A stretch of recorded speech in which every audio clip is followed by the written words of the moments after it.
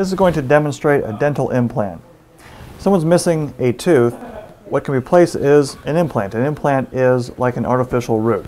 If you notice, it looks kind of like a screw. That's where the root used to be. So this is the artificial root, and that goes up into the jaw underneath the gum line. When the bone has had a chance to grow around that implant and it is locked in there tight, another piece is attached to the implant, and this piece is called an abutment.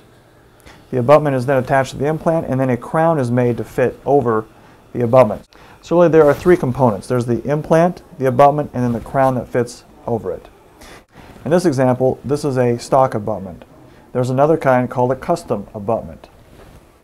This is a custom abutment. What makes it a custom abutment is that it is precisely milled specifically for this implant, and also milled to fit between the teeth and into the patient's bite.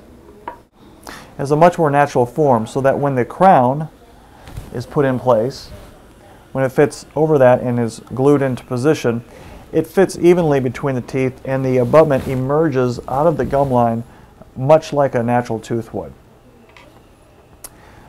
The parts and pieces involved, again, this would be the implant.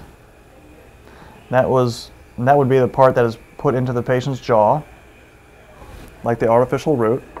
On top of that is going to be placed this piece, which is called an abutment.